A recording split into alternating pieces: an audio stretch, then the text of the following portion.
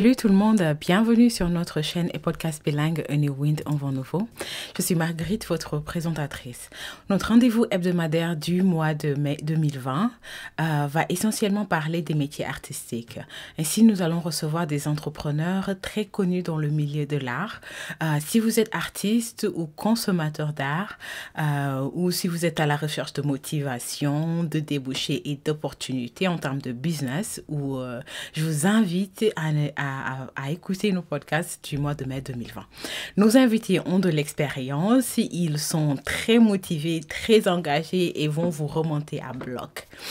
Voilà, nous allons doubler la mise en recevant 8 jeunes entrepreneurs qui font positivement parler de l'Afrique et de la culture afro à travers leur art et leur entreprise. Tous les samedis et mercredis à partir de midi à New York, 16h à Dakar, 17h à Paris et 17h à Lagos aussi. Notre premier interview, c'est un article suivi d'une présentation audio à propos d'une illustratrice artistique originaire de la Guadeloupe. Le monde de l'illustration artistique se fait secouer par l'affluence des entrepreneurs afro qui utilisent leur talent pour réclamer et positivement représenter les cultures afro sous leur meilleure forme. Mon invité a un talent inouï et un flair des affaires en or car elle a su transformer sa passion du dessin en son métier. L'épisode suivant est en exclusivité. Une femme entreprenante dans le milieu de la vannerie va repositionner les produits faits à la main par les vanniers en Afrique, bien entendu. Ces produits-là ont été traditionnellement faits. Donc, notre invité va nous parler de son entreprise et de ses succès en repositionnant ces produits traditionnels, faits de façon traditionnelle dans nos vies modernes. Notre podcast sera consacré au maître du graffiti. Oui, celui-ci sera très, très passionnant. Et j'ai un professionnel du graffiti, un célèbre organisateur de festivals internationaux dans différents pays africains, toujours dans le thème du graffiti et de l'art. Il va nous faire l'honneur de parler de son travail et plus. Je n'en dirai pas plus.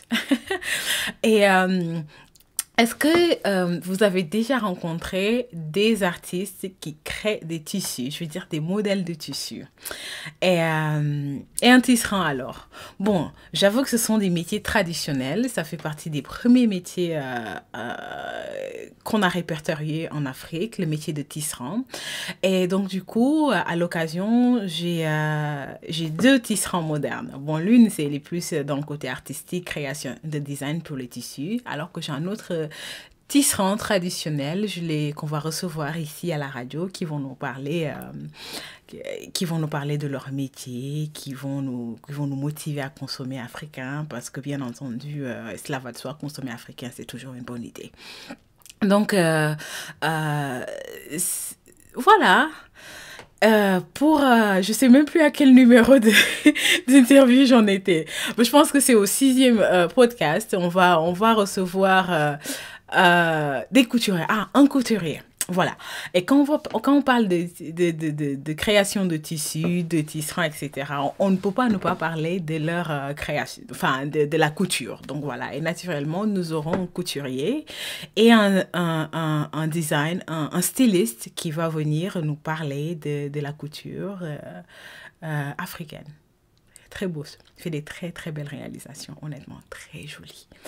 Et qu'est-ce qui suit après ça?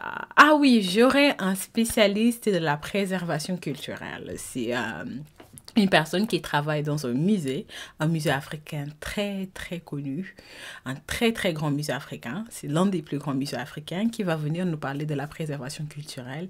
Bien entendu, le musée est connu pour être un socle, pour être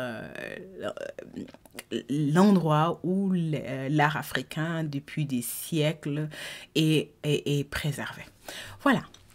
Et enfin, nous allons terminer notre rendez-vous en podcast pour le mois de mai. Comme les autres mois, nous allons parler musique, je vais introduire un artiste ou une artiste que j'aime bien et j'ai partagé sa musique et nous allons parler un peu plus.